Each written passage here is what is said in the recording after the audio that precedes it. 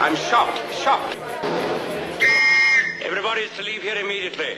This cafe is closed until further notice. Clear the room at once. Yeah, no, I haven't really touched anything on Disney Plus though. Just because, I mean, I haven't seen The Mandalorian. I haven't watched anything on it.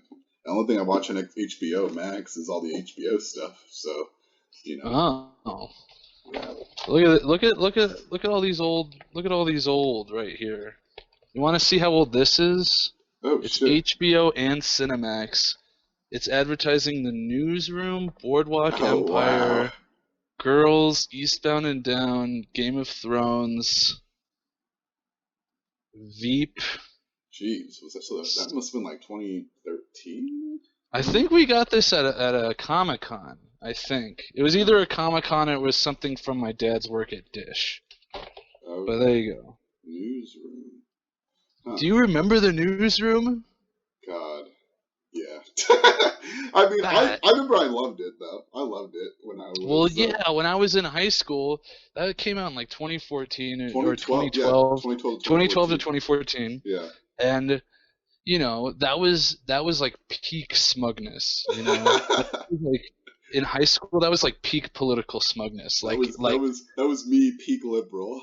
every person that had a political opinion was so certain they were right. They treated anyone else like it was just stupid, and we debate like that all the time. So seeing a character like, as Chapo Trap House puts it, Jeff Newsroom. Yeah. You know, see a character like Will McAvoy just go around and shit talk everybody. You know, if you were like a kind of edgy liberal, like it felt great. Yeah. It felt great. Although he was like he considered himself a Republican despite the fact that he was like anti-gun and anti-Tea Party and all this stuff. Yeah, and like, which is kind of and like pro. If I'm not mistaken, I'm pretty sure he was like pro like social safety nets and all these. And things. like pro-abortion and stuff like that. Like, dude, just say he's a fucking Democrat. Like it doesn't matter. Like you can't just be like, oh, I'm an old-fashioned Republican, and then like every viewpoint he has is like super liberal. Yeah, it's like it was who wrote the show again? Aaron Sorkin. Yeah, it was Sorkin's like way, and then he also did this in like fucking The West Wing. But it was his way to legitimize and say, oh, I'm not that political. This show isn't like it's very centrist. It's not biased. Yeah, it's centrist. It's like, no, dude, like it's a very liberal show, and it's like that's fine. Like that's my thing. It's like I think if he just leaned into, hey man, this is a liberal show, I don't think it would have been much better, but it just would have just like it would have just been less annoying. Like, yeah, I don't know, because I think that's like what makes Sorkin Sorkin. Like I think that if he could consider himself a liberal, then he could probably make that leap. But I think that he's the type of person that views himself as like above the political spectrum. Yeah, he's what enlightened centrist, exactly. Yeah. Like just, you know, oh, look at me, I have every correct opinion because I went to fancy colleges. But also the issue is that like enlightened centrism doesn't make fucking sense because I think it's like the horseshoe theory, I believe, but it's like basically like you're constantly shifting your political viewpoint to whatever the window is. In America, there are like America is a center right country through and through. Like the Democratic Party is a center right party. Like center like if you're just looking at definitions, a center left politics is more like a social democratic. You know, politics. Sure. And more like some of those European countries that everyone calls socialist in American discourse. Yeah, exactly. Because if you're if you're to the left of Pete Buttigieg in America, you're a fucking cop. You're right. Like, if you define yourself as the center, then you're the center of 2 points every time. Yep. Now that what they think is they're in the center of everything. Like so. Like, their viewpoint is the most balanced out of all viewpoints because it's the center of all viewpoints, which doesn't make any fucking sense.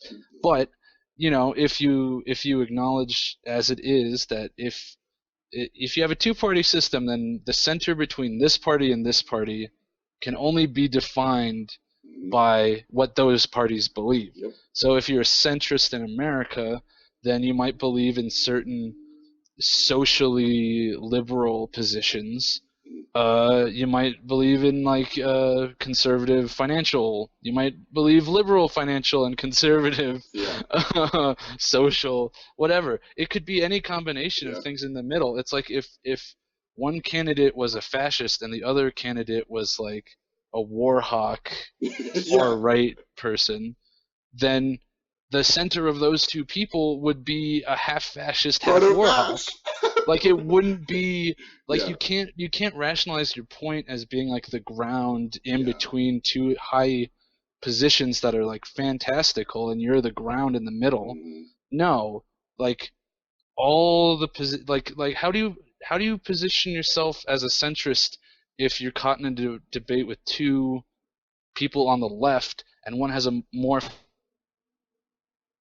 Are you just going to like compare that to the right leaning position and then find yourself at like a virtual middle? Like it doesn't make sense. And that's the thing. It's virtual. In America, a lot of times, a lot of centrism is that. It's why a lot of people are like, yo, like if you're a centrist in America, not all, but most centrists that in America are just like, so you're right. You're pretty much like right leaning. You're right leaning, especially at this point in time. Like that's the thing. Like if centrism wasn't about trying to be above the fray and trying to be like, ooh, I'm both, I think both sides are stupid, even though I do agree that both sides in American politics are stupid, but that's because I'm to the left of, most American politics. But it becomes this thing where it's like you're constantly justifying the other group when you're in the presence of the other, At least that's from my experience when I'm interacting with a lot of people who are enlightened centrists. So if they're around people who are more right leaning, they will say, oh, I agree that they're dumb, but also in reality these positions. Yeah. However, I think it's more often than not. But again, I think because the internet is in general is younger and therefore has more left positions, liberal / left leaning positions you find on the internet, especially on like big platforms. I think you see it far more often on the internet as just them basically arguing like a moderate Republican. Yeah, it's pretty much just what do you call it? Like it's pretty much just like oppositionalism or whatever it is, like just being contrarian. That's it. It's like contrarian because it's like no matter who you're talking to, you're just trying to counterpoint them based on like something else. I don't know. It just doesn't work. But that's just, oh my goodness. And that's why Disney is the most centrist media company. Tie it back. Tie it with a bow. Nice save. And that's what Antz is all about. No, honestly, because Disney is, it's so it can't offend anyone. Yeah. So it is the centrism. It is centrism. It is media because it's what can we do to get the most broad appeal, and it works. It works. Sure. You can't deny Disney's success. But they're making fucking billions of dollars off of everything. They're bastards. You can't deny their success, but I would argue that when we look back on most of Disney's work, I would say that in the next decade or two, I would argue that most of it's not going to hold to the test of time, mainly because it's so inoffensive, which isn't a bad thing necessarily. I don't know. I just feel that they don't. I just feel like creativity is not a priority at Disney, and Bob Iger said it. I agree with that. Yeah, no, and especially like Michael Eisner and stuff too. But what I would say is that we've seen Disney come back so many different times from like a sort of creative bankruptcy or whatever, and they've the fucking Disney Renaissance. It's like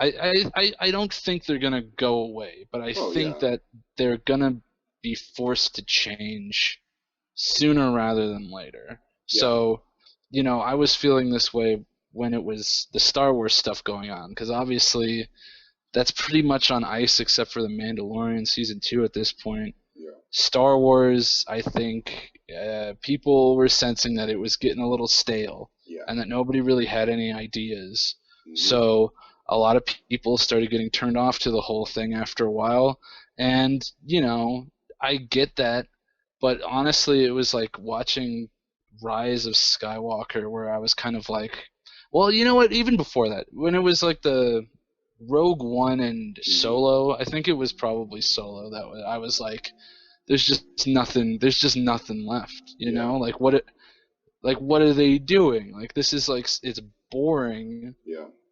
And very little happens, and they have to keep it in such tight perimeters. There's no room for play because Han Solo is already a really famous character. Mm-hmm. So if you don't show him getting the blaster, show him learning the ropes of being a smuggler, show him meet Chewie, show him meet Lando, show him get the ship, show him doing the Kessel Run. If you don't show him doing all that stuff, then and there you go. We already knew that stuff because of a great performance of him in 3 previous movies that didn't require a backstory.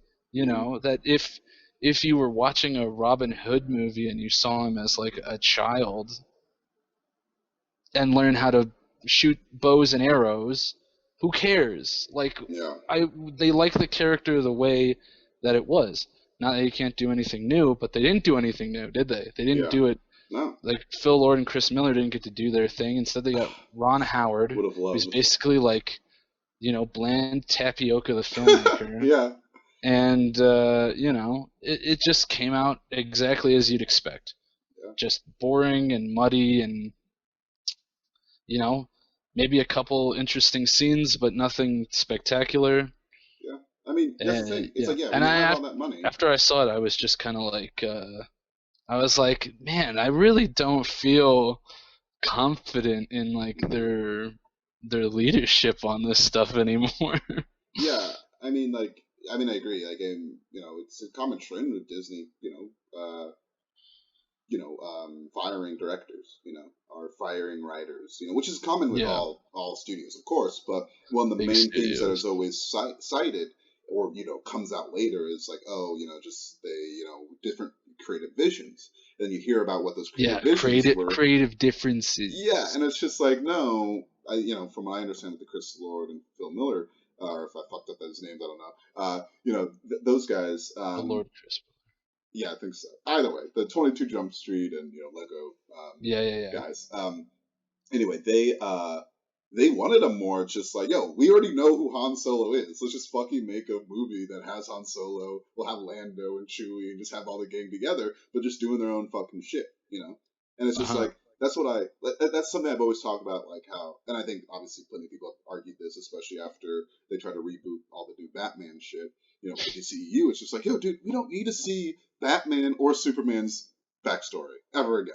And that's something I think that, people really liked about the new, like, Spider-Man movies. It's just like, dude, we've seen so many fucking Spider-Man movies. Some of the most popular superheroes are Batman, Superman, and Spider-Man. So what's the fucking point of, like, doing their backstories? Like, we know. It's in the American lexicon, and I would say the global lexicon at this point, that we know their fucking backstories, And I think, Han Solo is literally one of the most popular, protagonists, in American, like, it's like, we know who he is, we don't need a detailed backstory, and it's just kind of sad, that there just isn't that level of freedom, and I know it backfires Warner Brothers a lot, especially in the past.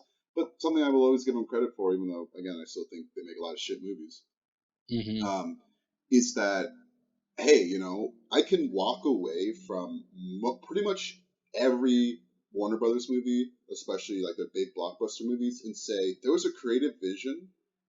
They let their directors do what they wanted for the most part. Obviously, there's examples of them getting involved with Justice League and Suicide Squad.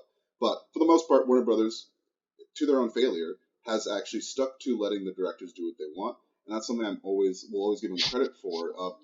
Hey, at least it might be ass, but I can walk away and say, I can see what the director is trying to do. I could see their voice and their style.